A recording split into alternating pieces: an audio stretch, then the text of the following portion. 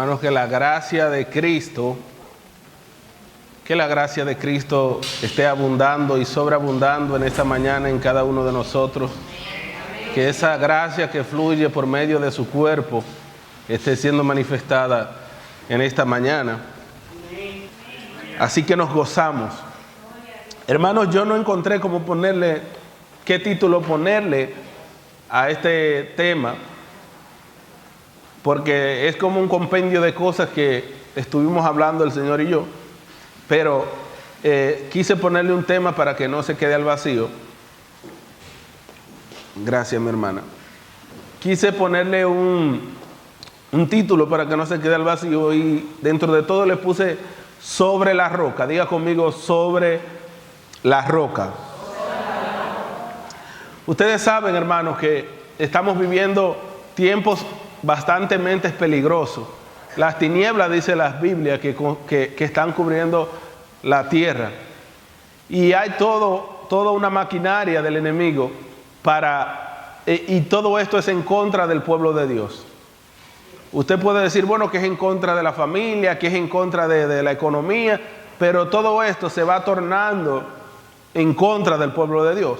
¿Por qué? Porque todas las naciones y los seres humanos de este mundo se van rindiendo poco a poco al sistema. Vemos cómo la gente se va dejando influenciar por el sistema y aún el sistema religioso muchas veces se deja permear por lo que es el sistema de este mundo.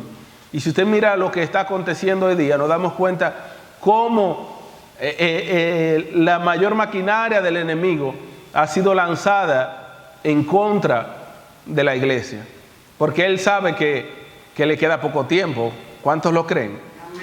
Entonces, él va a tratar de usar sus mejores armas de guerra para poder él avanzar con su plan. Él sabe que él no va a poder en contra de Dios, pero él va a hacer lo más que pueda. ¿Hay alguien en casa todavía? Entonces, cuando vemos el panorama, vemos tanta confusión, tanta oscuridad que hay en el día de hoy. Pero yo le tengo una buena noticia, porque eso a nosotros no debe asustarnos. Nosotros en medio de tanto caos debemos de estar en paz, debemos de estar en gozo, porque nosotros sí que estamos sobre la roca. ¿Hay alguien en casa todavía? Y yo quiero que podamos ver, quizás no entre a las profundidades, pero sí podamos ver ciertos pasajes de Jesús en Mateo capítulo 16. Vaya conmigo a Mateo capítulo 16, del 13 en adelante. Mateo 16, 13 en adelante. Entonces vamos a ver algo, porque antes de yo entrar ahí, yo quiero que podamos ver el panorama que viene detrás. Porque muchas veces leemos las escrituras y tomamos un pasaje o un verso, pero no sabemos qué aconteció de atrás. Y la Biblia, como fue escrita en secuencia, muchas veces el pasaje anterior nos explica lo que el pasaje que estamos leyendo que está después.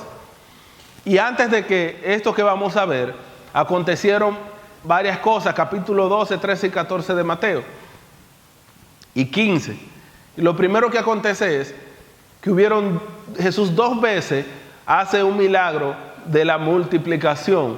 Primero para 5,000 personas, primero eran 5 panes y 2 peces, y luego eran 7 panes y creo que 2 peces también.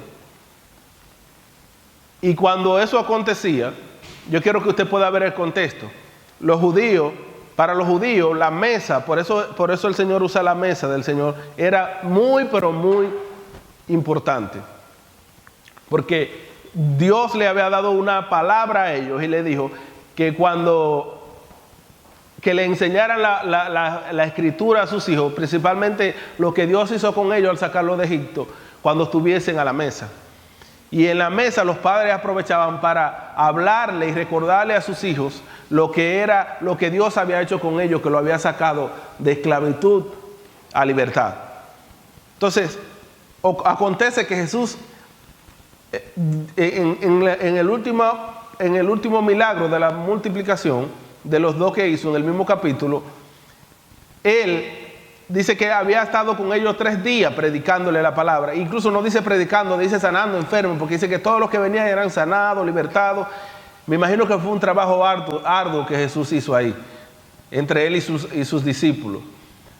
Y dice que cuando ya los va a despedir, le dice a sus discípulos: miren, si esta gente tiene 3 días con nosotros, yo no quiero enviarlos y que se nos desmayen en el camino. Mira si era tan deshidratada que estaba la persona de 3 días con Jesús. Y Jesús les dice a ellos, ellos les dicen que no tienen, Jesús les dice: denle vosotros de comer, y Jesús hace el milagro de la multiplicación. ¿Y qué acontece en este milagro?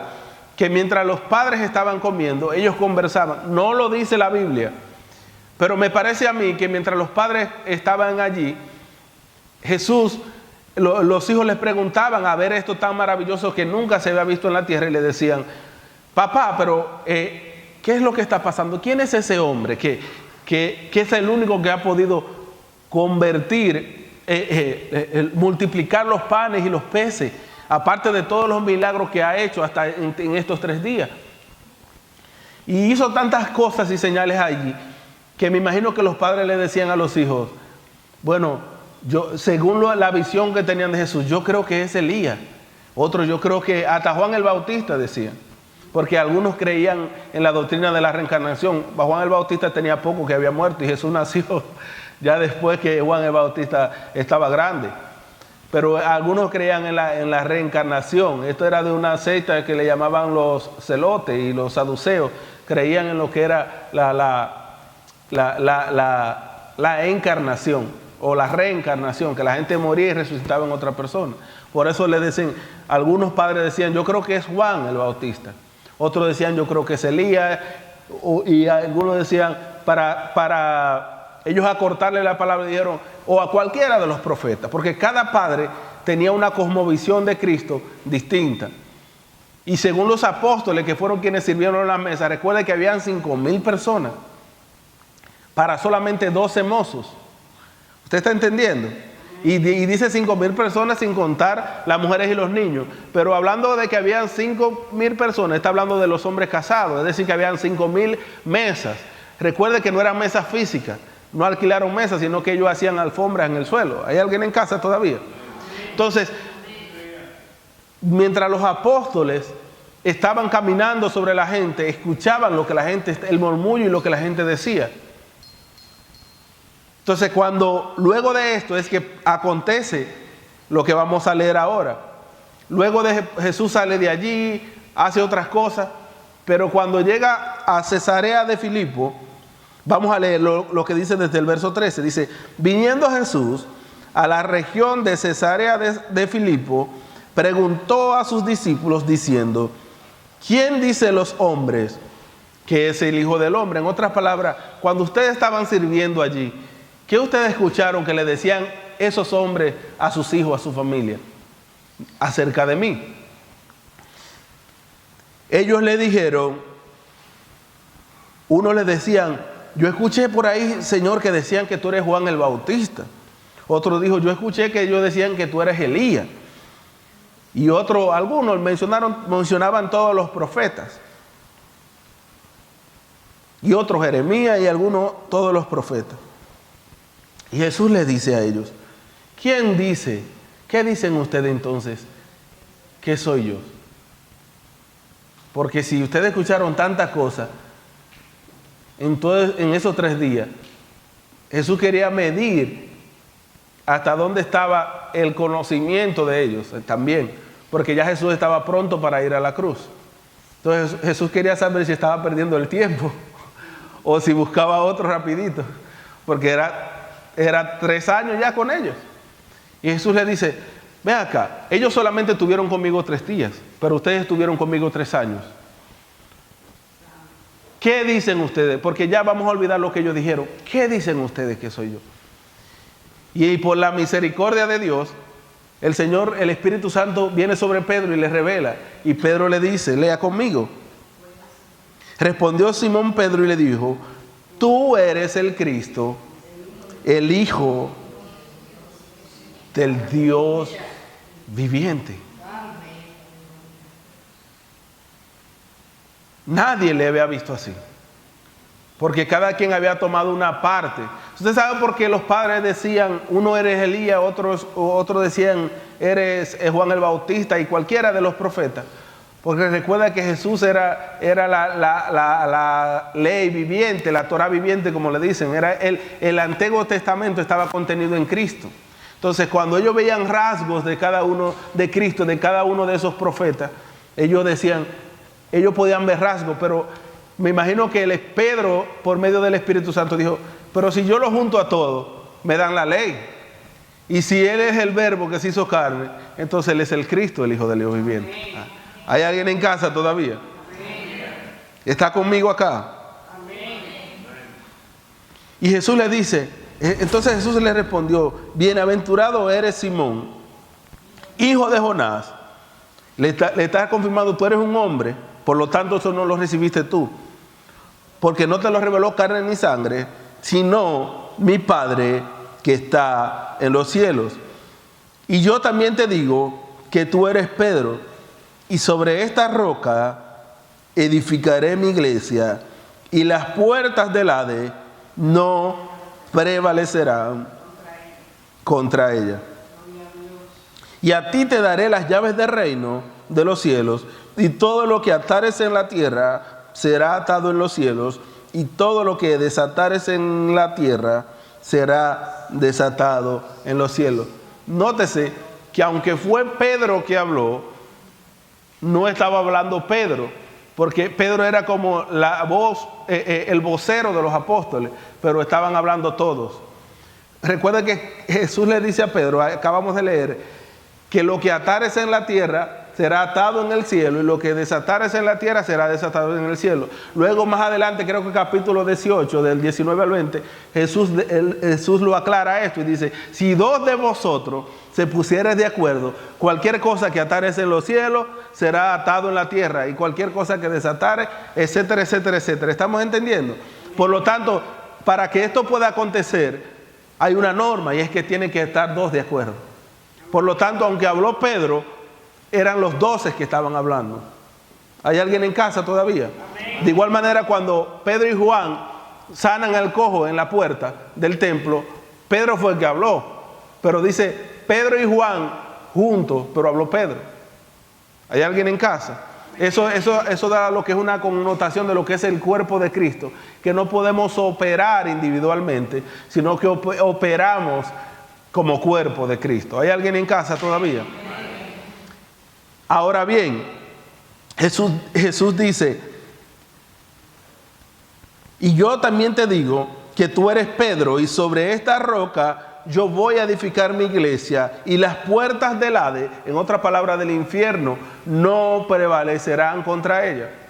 Esta palabra, las puertas del infierno no prevalecerán contra ella, nosotros muchas veces la hemos malinterpretado, y pareciera que es al revés, con lo que estamos viendo y lo que hemos visto, que el infierno está continuamente atacando a la iglesia. Pero la palabra me dice a mí al revés, que es la iglesia, cuando camina bajo la revelación de que Él es el Cristo, la que va a atacar al infierno, y la que va a derribar las puertas del infierno. ¿Hay alguien en casa todavía? Porque cuando dice las puertas del Hades no van a prevalecer contra ella, lo que el Señor está hablando acá, está comparando el Hades como una ciudad.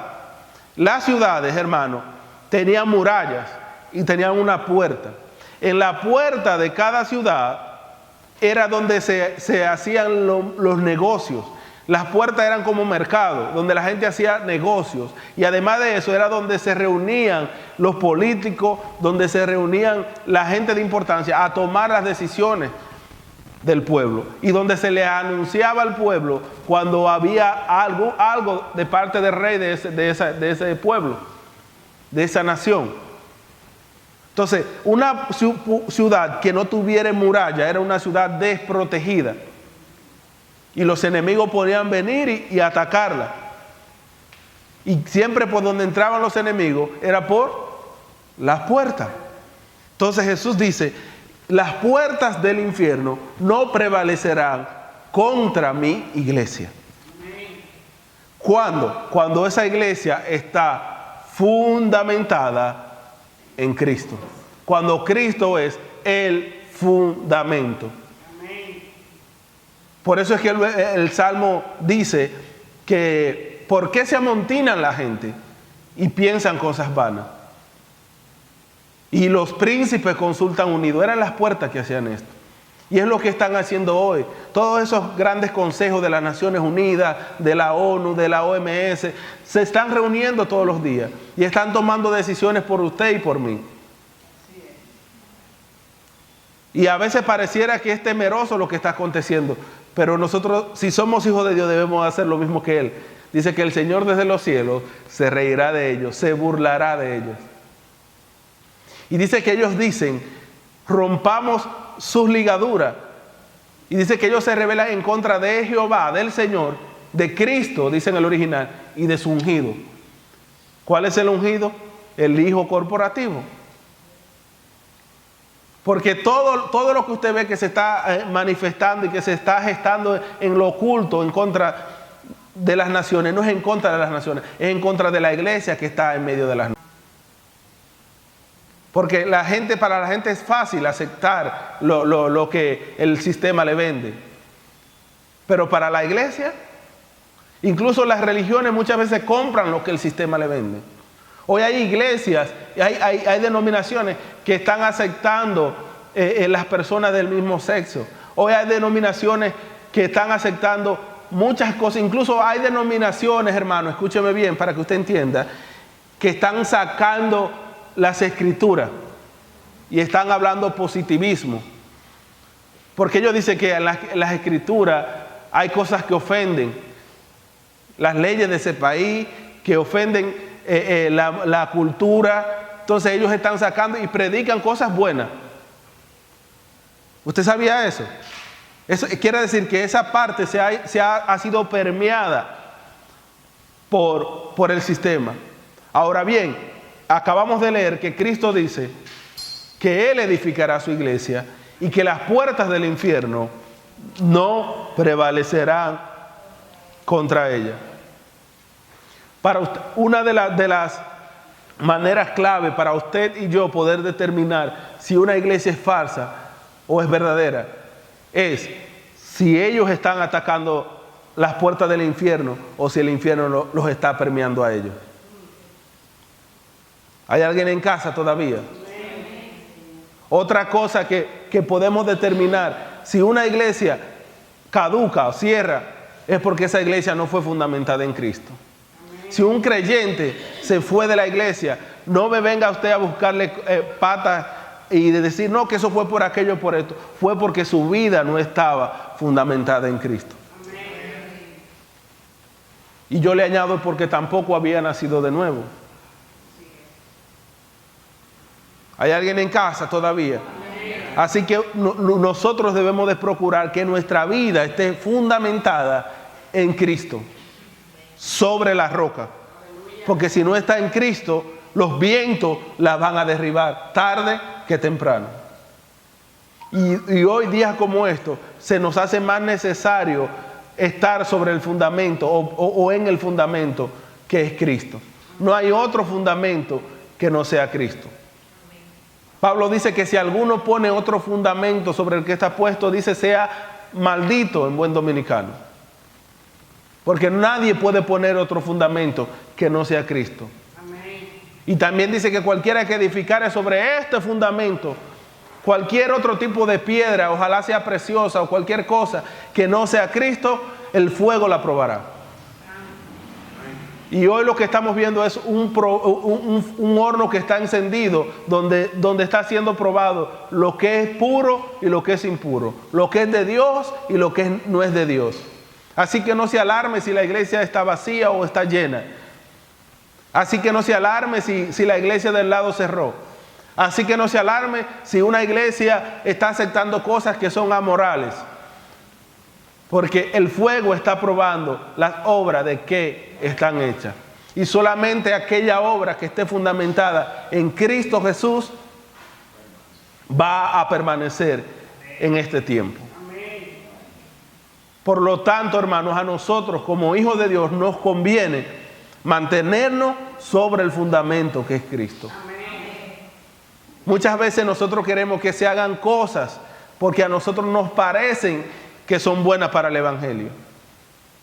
Pero no se trata de lo que a nosotros nos parece, sino de lo que Él se ha propuesto en sí mismo. Porque no dice que Él contrataría hombres para que edificaran su iglesia. Dice que Él mismo edificaría su iglesia. Ahora, ¿cómo es que Cristo edifica su iglesia? Por medio del Espíritu Santo que está en nosotros. De manera que si alguien o una denominación o alguien en específico no está siendo edificado en Cristo, es porque el Espíritu Santo no está gobernando esa vida.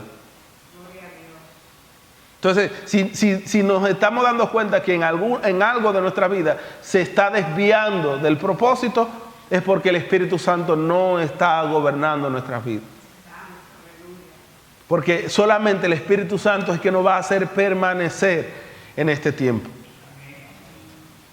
Es ilógico ver como en el primer siglo la gente permanecía tanto en el Evangelio que podía ser quemada, podía ser torturada, podía ser asesinada por causa del Evangelio y no negaba la fe. ¿Usted cree que eso se hace solamente con una fe? Si el Espíritu Santo no mora en la persona, es difícil. Mire a Esteban, cómo este hombre, aún en medio de que lo apedreaban, no hizo ningún gesto, sino más que hacer lo mismo que Cristo hizo en la cruz. Palabras parecidas: perdónale, Señor, porque no saben lo que hacen, y en tu mano encomiendo mi espíritu. Dice que Él le entregó el espíritu al Señor. Amén. Hizo exactamente lo que hizo Cristo cuando fue crucificado. Entonces la pregunta de nosotros es: ahora estamos cómodos, pero ¿qué va a pasar en lo adelante? Si nosotros no estamos llenos del Espíritu Santo, si nosotros no estamos fundamentados en Cristo, hermano, lamentablemente no vamos a poder permanecer en este tiempo. Si esto es ahora que todo todavía está en bonanza, imagínense con lo que viene. Si habemos 20, van a quedar 2. Si no estamos fundamentados en Cristo. Amén. Nosotros como hijos de Dios debemos de hacer un autoanálisis en el Espíritu de qué es lo que nos motiva a estar en la iglesia. ¿Usted ha pensado qué es lo que lo motiva a ser parte de la iglesia, a venir los domingos a la iglesia? ¿Usted ha pensado qué es lo que lo motiva a leer la Biblia? ¿Usted ha pensado qué es lo que lo motiva a servirle a Dios? Si todo lo que lo motiva a usted es algo que no sea el fundamento, que no sea Cristo, entonces empiece a orar al Señor desde ahora para que Él vuelva a tomar el centro de su vida. Amén. Se usa mucho lo que es la palabra cristocéntrico. Y hay iglesias que dicen, porque somos una iglesia cristocéntrica. Y déjeme decirle que una iglesia cristocéntrica no es aquella donde se alaba a Cristo simplemente, ni donde se menciona la palabra de Dios. Una iglesia cristocéntrica es aquella que Cristo es el fundamento. Y que el motivo de todo lo que se hace allí no es que yo fui para que me sanen, no fue que yo fui para que me liberten, no es que yo fui para que me prosperen. Simplemente es que yo estoy por causa de Cristo. Amén. Y hablaba de que el creyente que se va es porque su vida no fue fundamentada en Cristo. Y quizá usted se ofendió. Porque usted dirá, ellos van a volver. Eso es... No, déjeme decirle una cosa. Si una persona está en Cristo, puede pasar la molestia que sea. Y lo mínimo que puede hacer, esté mal o esté bien, es irse a otra congregación. Pero de irse a otra congregación a quedarse en su casa y descarriarse son dos cosas muy diferentes. Esa persona estaba única y exclusivamente buscando una excusa para irse. ¿Hay alguien en casa todavía? Porque el que está fundamentado en Cristo, el que no lo llamó hombre, no permanece solamente porque lo traten bien. Permanece porque quien lo llamó fue Cristo. ¿Hay alguien en casa? Y cuando hablaba de que hay iglesias que no van a permanecer, es porque es más fácil muchas veces hacer lo que a la gente le gusta para mantener un auditorio lleno y no hacer lo que Cristo manda, aunque el auditorio esté vacío. Y hoy día, más que nunca, se hace necesario, y lo voy a repetir mientras esté predicando en este día, que nosotros estemos firmes en Cristo Jesús, que es la roca. Amén. Es necesario que estemos fundamentados en Cristo Jesús, que es nuestra roca, nuestro fundamento. Y Cristo, hermano, no es cualquier cosa. Cristo, estar fundamentado en Cristo, no es estar fundamentado sobre cualquier cosa. Todos nosotros estamos llamados a vivir una vida cristocéntrica. ¿Usted sabe lo que significa una vida cristocéntrica?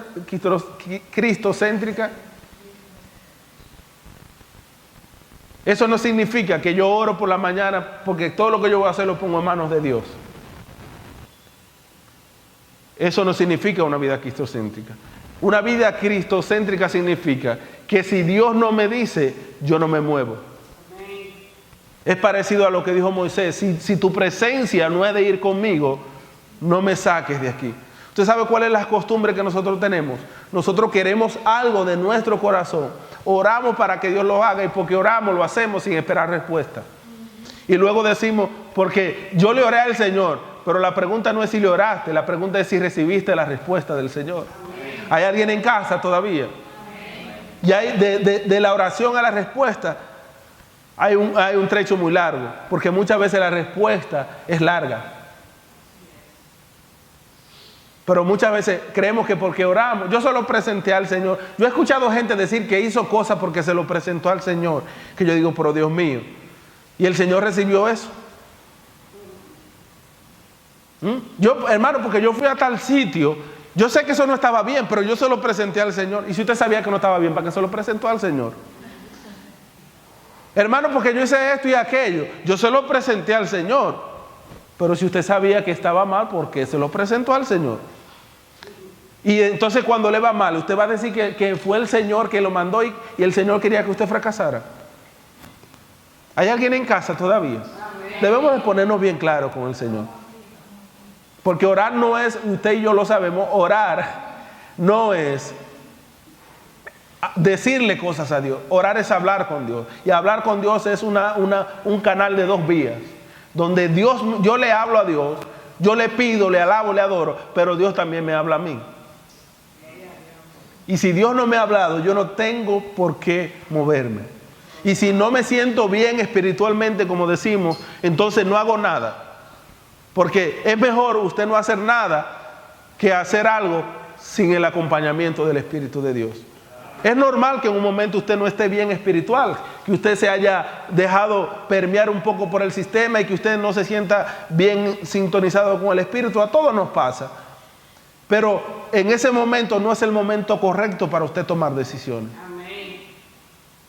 Entonces ahí hacemos una cosa siguiente: como yo no me siento bien, no estoy bien con Dios, entonces yo voy a consultar a alguien. Pero a alguien que cuando yo le consulte me diga que lo que yo quiero, eso es. Y si esa persona que yo le consulté me dice a mí algo contrario a lo que yo quiero escuchar, yo estando mal con Dios, digo que ese es hasta un profeta del infierno. ¿Hay alguien en casa todavía? Y buscamos hasta encontrar a alguien que nos diga exactamente lo que queríamos escuchar. Entonces ahí decimos, Dios me dijo. Dios te dijo. ¿Hay alguien en casa todavía? Cuando usted no se siente bien con Dios, es el momento más indicado para no hacer nada. Y cuando no empiece a consultar, cuando usted no se siente bien con Dios, que eso le pasó a Saúl también, ¿sabía? Cuando no estaba bien con Dios, empezó a consultar. Y cuando Dios no le dijo lo que él quería escuchar, entonces consultó con una bruja. ¿Hay alguien en casa todavía? Amén. Mire, les aseguro que este no era el mensaje, pero yo no sé por qué el Espíritu Santo me está moviendo a hablarle así. Cuando Dios no le dijo a Saúl lo que él quería escuchar, entonces consultó con una bruja, y eso le costó el reino. ¿Hay alguien en casa todavía? Cuando usted no está bien con Dios, no empiece a buscar un nuevo empleo, no empiece a buscarse un novio, un marido, no empiece a buscarse una novia, una esposa. Cuando usted no está bien con Dios, no empiece a poner un negocio. Primero arregle sus cuentas con Dios y luego haga lo que Dios ha demandado para usted. No son tiempos para estar haciendo cosas, dando patadas a ciegas y haciendo cosas como bien nos parezca. Esto es un tiempo, hermanos, para ser precisos en Dios. Para actuar con precisión. No haga nada, hermano, en este tiempo si el Espíritu Santo no lo mueve. Aunque sea el mejor negocio, aunque sea la mejor persona con la que usted se esté relacionando, aunque sea el mejor viaje que le estén brindando, aunque sea el empleo mejor pagado, no haga nada sin esperar a escuchar la voz de Dios. Son tiempos de gran confusión que están cubriendo la tierra. Y solamente aquel que permanezca en la roca va a poder sobrevivir en este tiempo. Usted va a seguir viviendo, ¿no? Eso no quiere decir que porque usted hizo algo malo va a morir físicamente. Usted va a seguir viviendo, pero espiritualmente, hermano. Adán siguió viviendo, pero estaba vivo para Dios. Miren, les aseguro que este no era el mensaje. Yo me gozaba ayer mientras limpiaba acá el patio y Dios hablaba conmigo y yo estaba gozoso porque eran palabras dulces, hermano.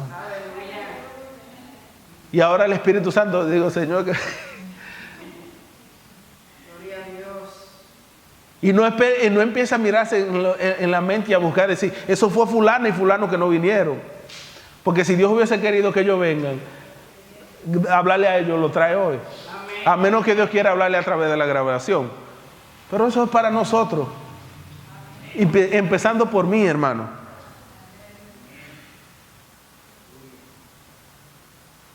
Hermano, vaya conmigo al libro de Colosenses. Voy a ser un poco menos recio. Vaya conmigo al libro de Colosenses capítulo 2. Mire, a nosotros no nos gustan los mensajes así porque no nos gusta la corrección. Nos gusta que todo esté light, que todo esté bien, que todo sea a nuestro favor. Y no es así. Nosotros no fuimos llamados para Dios cumplir caprichos de nosotros. Nosotros fuimos llamados para cumplir un propósito de Dios. Y cuando nosotros cumplimos el propósito de Dios, entonces Dios va a proveer todos los recursos necesarios para que llevamos a cabo ese propósito. Entienda bien esto, ¿cómo que esto funciona? Usted ha visto que la Biblia dice que somos embajadores. ¿Usted ha escuchado eso? De reino. Usted sabe, el hermano Ángel que ha estudiado un poco de política sabe más que yo, ¿verdad? Pero usted sabe lo que hace un gobierno con un embajador. Que le da todo lo necesario para operar en un territorio.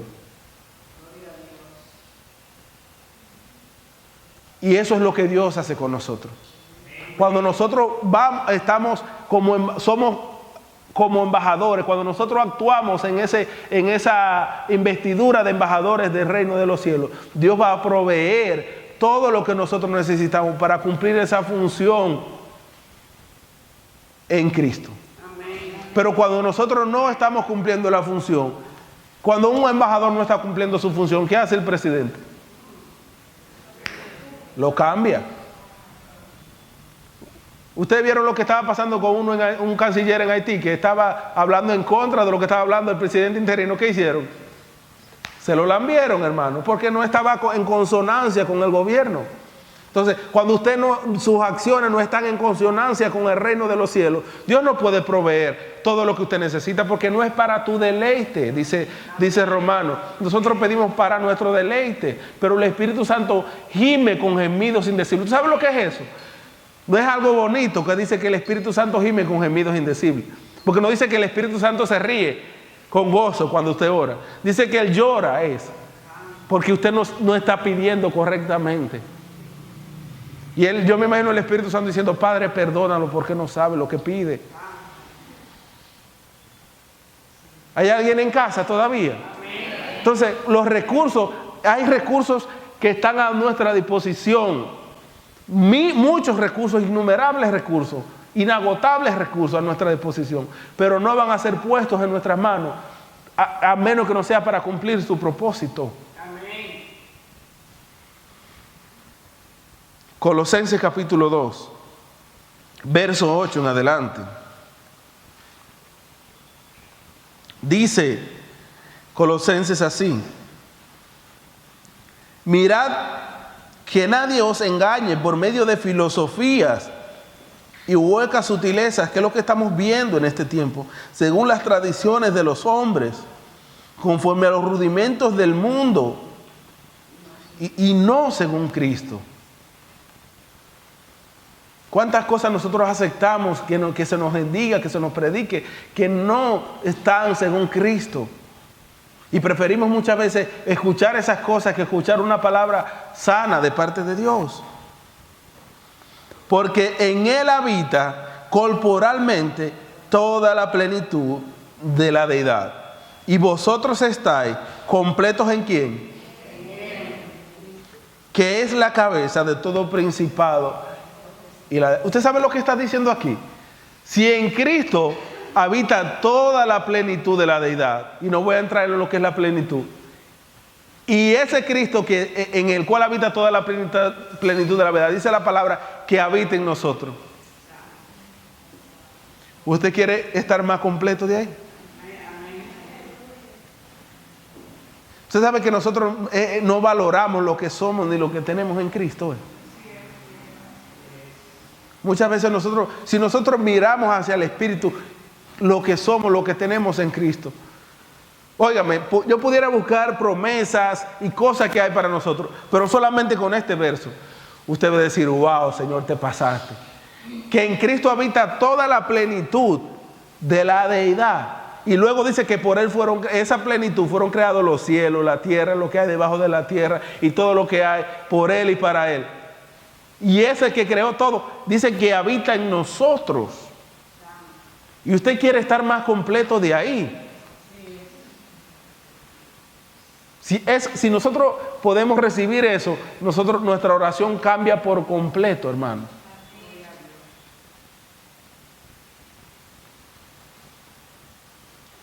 Y dice más adelante, dice en el capítulo 1, verso 26, que vamos a leerlo también eso. Colosenses capítulo 1, ahí mismo el 1, verso 26 y 27, léalo, vamos a ver qué dice. ¿Ya lo tienen? Dice, el misterio que había estado oculto desde los siglos y edades, pero que ahora ha sido manifestado a sus santos. ¿A quiénes? A quienes Dios quiso dar a conocer las riquezas de la gloria de este misterio entre los gentiles. ¿Cuál es ese misterio? Cristo en vosotros, en nosotros, está diciendo Pablo, esperanza de gloria, hermano. Ese es el que nos habita, ese es el fundamento.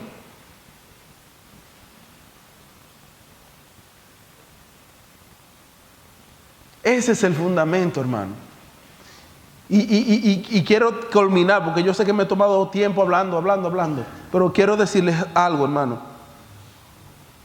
En estos últimos tiempos, Cristo va a ser revelado y está siendo revelado como nunca fue revelado. Misterios que fueron ocultos desde siglos y edades, a nosotros se nos han de ser revelados. Pero no a todo el mundo, hermano.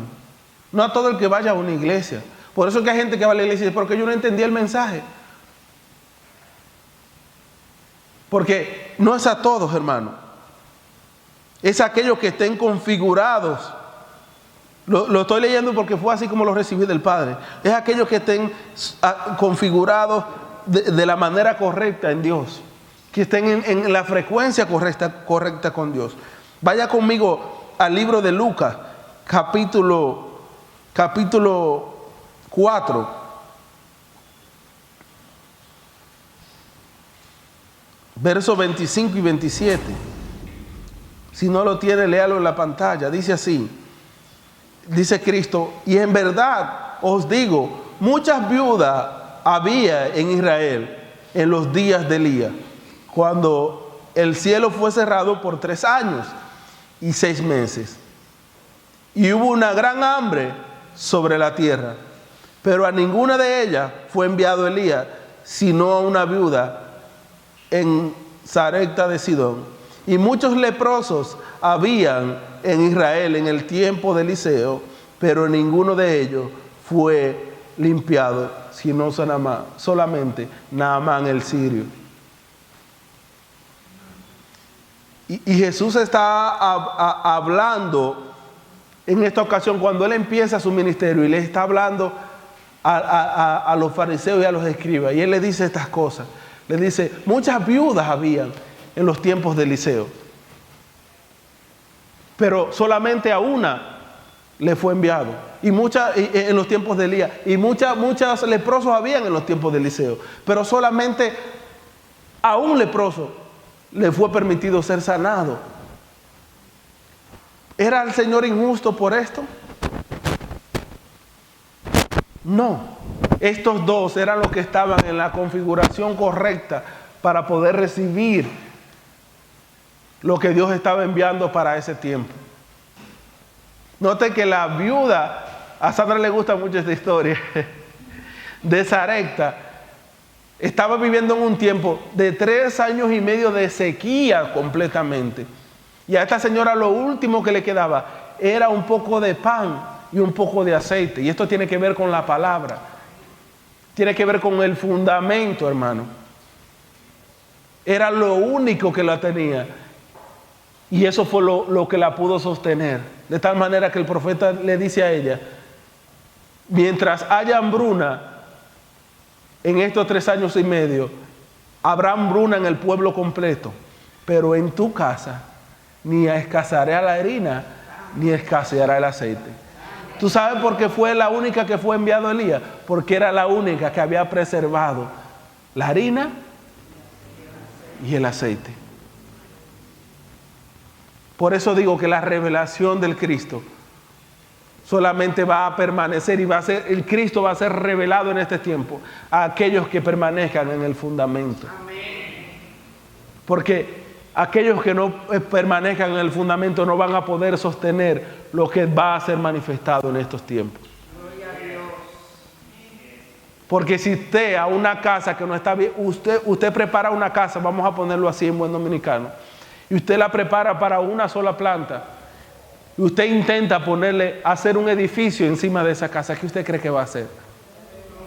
Se va a derrumbar, hermano.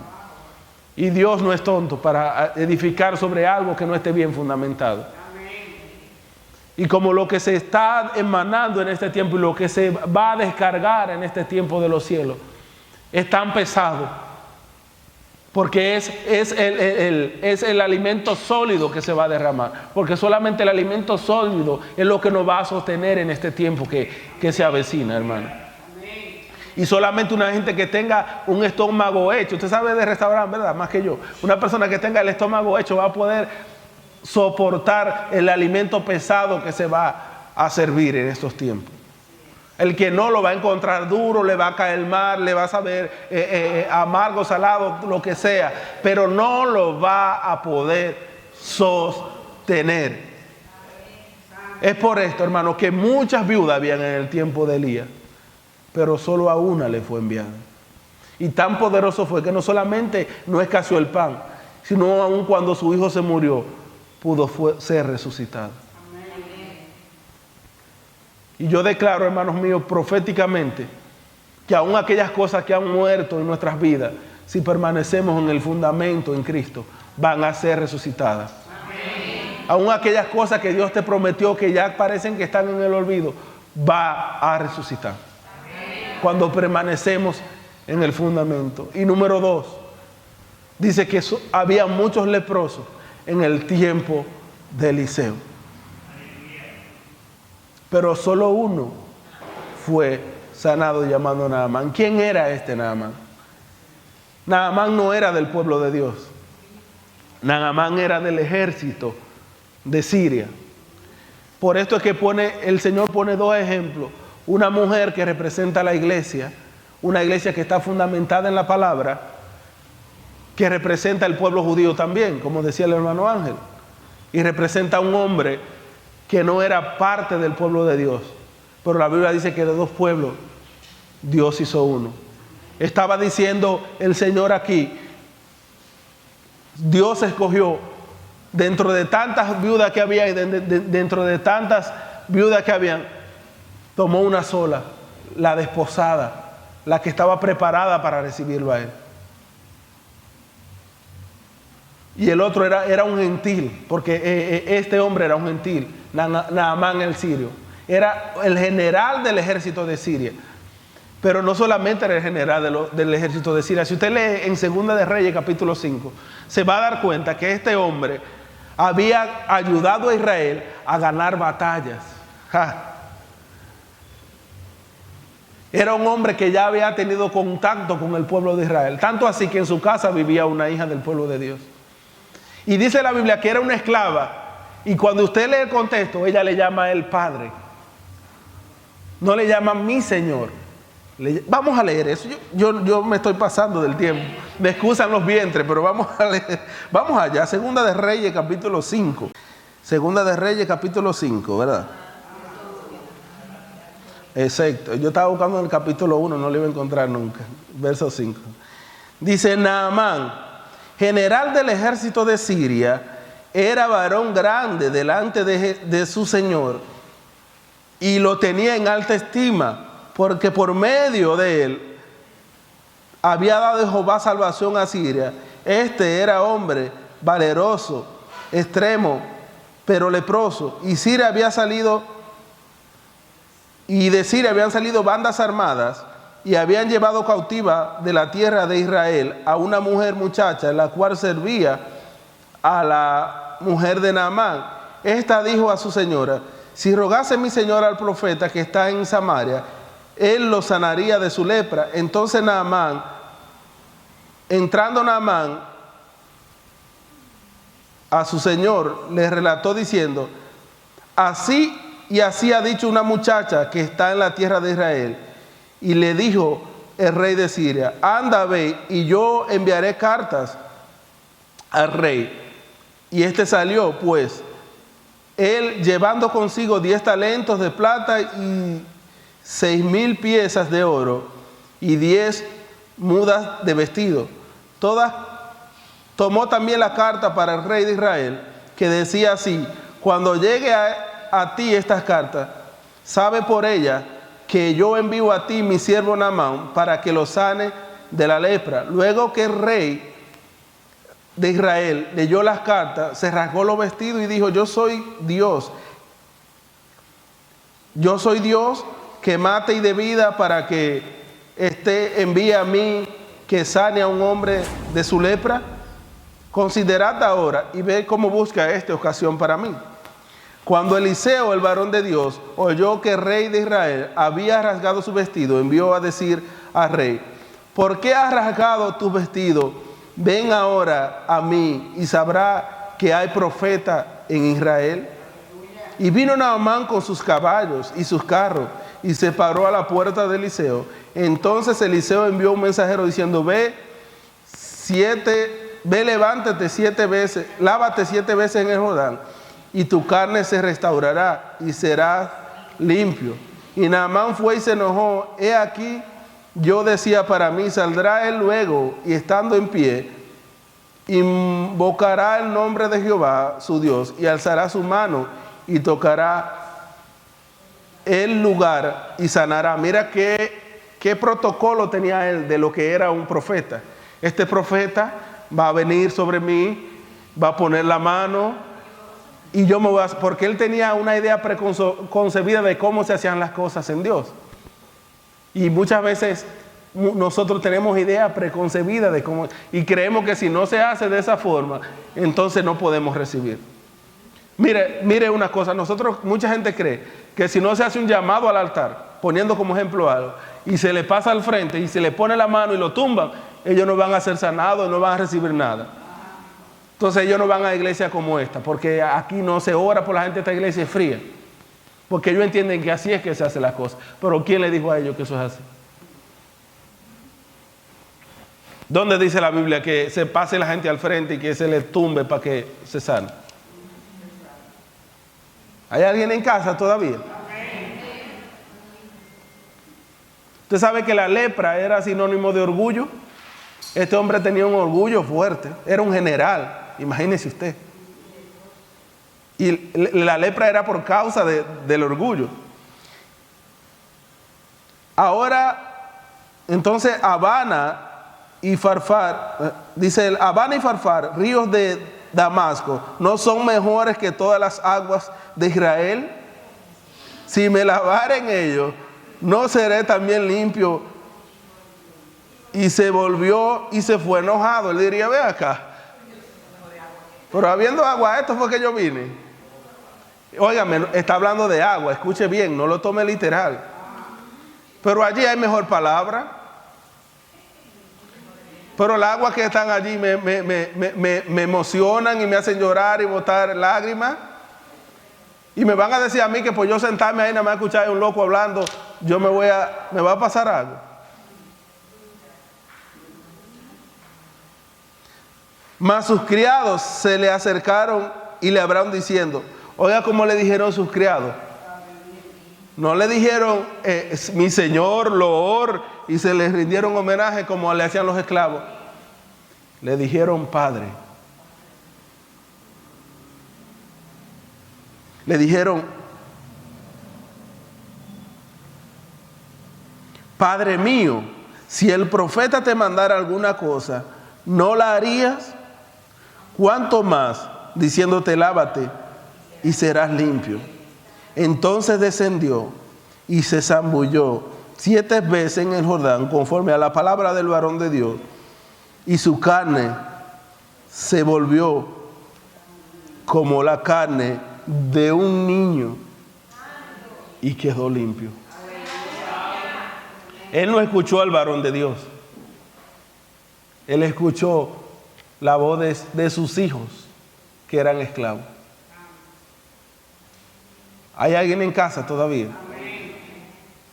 Entonces dice la palabra, había muchos leprosos en los tiempos de Naamán, pero solo él recibió sanidad. Aunque Naamán era orgulloso, hermano, Naamán estaba en la dirección correcta. Porque aunque tenía siervos, escúcheme bien, esos siervos en su casa no eran siervos. En un tiempo de tanta ley y de tanta opresión, era un hombre que los que vivían en su casa vivían como hijos. Él estaba viviendo una vida, estaba haciendo algo que solamente se hace en el reino, cuando no era un judío, era un sirio. Y porque aunque era leproso, tenía un corazón con algo que a Dios le agradaba. Dios permitió que fuese sanado.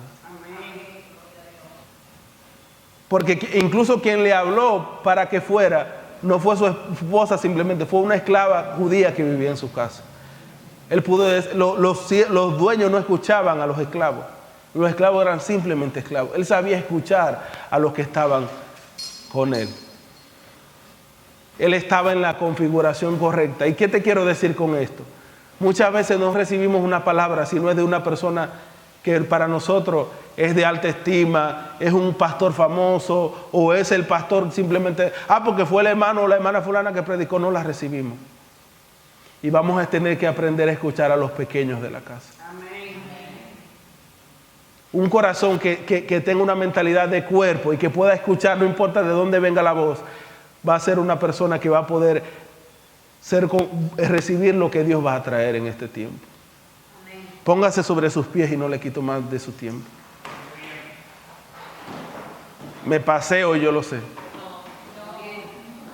Pero no sé por qué Dios me cambió. Pero es algo que nosotros debemos de atesorar. Hermano, no es un tiempo para estar jugando a ser cristiano, a ser evangélico, a ir a una iglesia, hermano. Es un tiempo para ser reconfigurados al propósito eterno de Dios. Para volver al fundamento que es Cristo. Todo lo que hay en nuestra vida que no sea Cristo debe de ser quitado. Toda ñoñería, todo complejo, todo orgullo como Naamán, todo lo que hay en nuestras vidas que esté impidiendo el fluir de Dios, nosotros debemos de autoanalizarle. No es que alguien le va a decir, quita, no. Usted debe de decirle a Dios, ¿qué hay en mí que esté opacando el fundamento? ¿Qué yo he puesto o qué ha sido puesto en mí que no, encima del fundamento que no haya sido Cristo? Porque si a un ángel, dice la palabra, edificare algo que no fuere Cristo, sea anatema.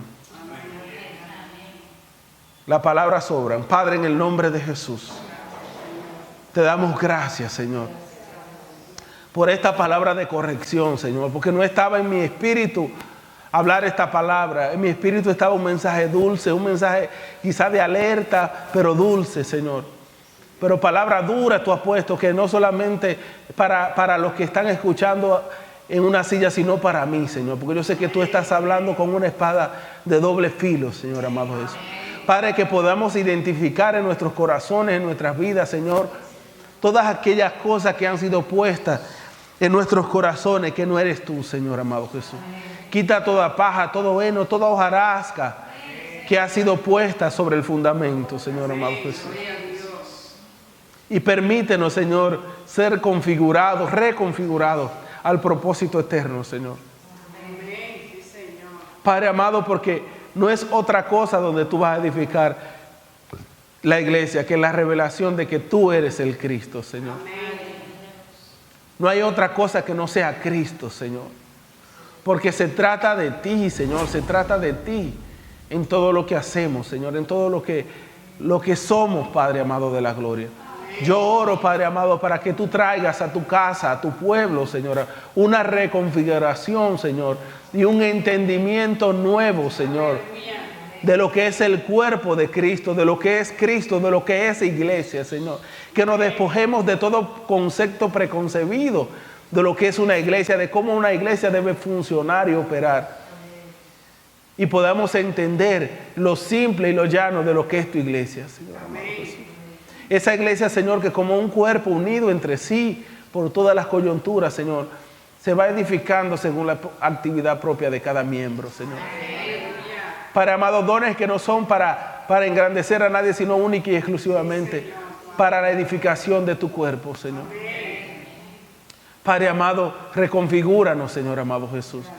Que lo más importante en nuestras vidas, en los cultos, Señor, en el tiempo de alabanza, de la exhortación, del mensaje, no sea lo que yo quiero recibir, sino, Padre amado, que sea Cristo, Señor. Que Cristo sea lo que nos mueva a venir cada domingo y a cada actividad de la iglesia, Señor. Que Cristo sea lo que nos levante en cada mañana a trabajar, a estudiar. Que Cristo sea el centro de nuestras vidas, Padre.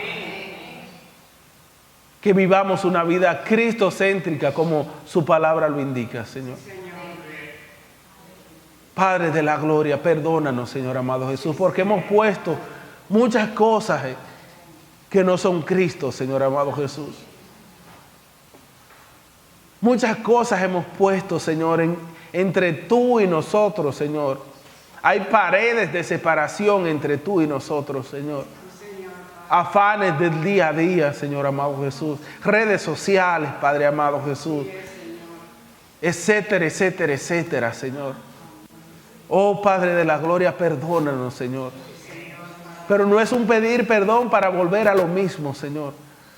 Padre amado, quizás por nuestra propia fuerza hemos intentado salir de esas cosas, Señor, que muchas veces no son pecado, Padre, pero que nos separan de ti, Señor.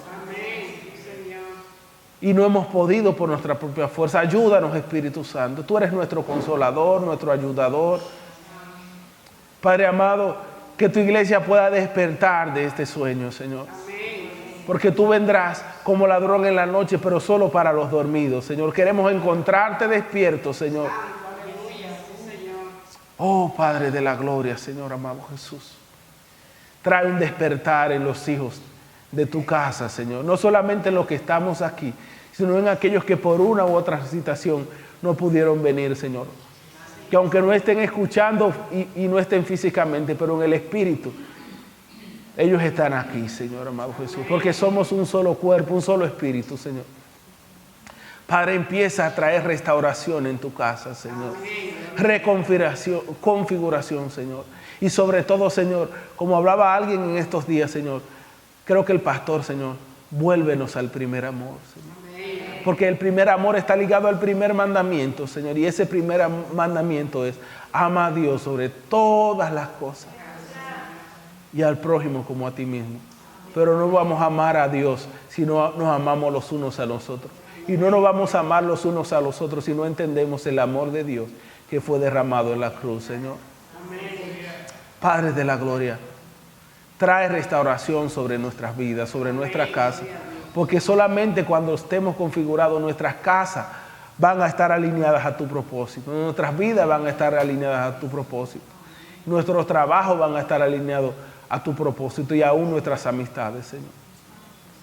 Oh Padre de la gloria, Señor, no quisiéramos despedirnos de este lugar, Señor. Pero el tiempo apremia, Señor, que tu Espíritu Santo continúe hablando, redarguyendo, Señor, corrigiendo todo lo defectuoso en tu cuerpo, Señor amado Jesús. Padre, gracias por esta palabra de corrección, Señor. La recibimos con amor, con humildad, Señor, y con temor y temblor, Señor.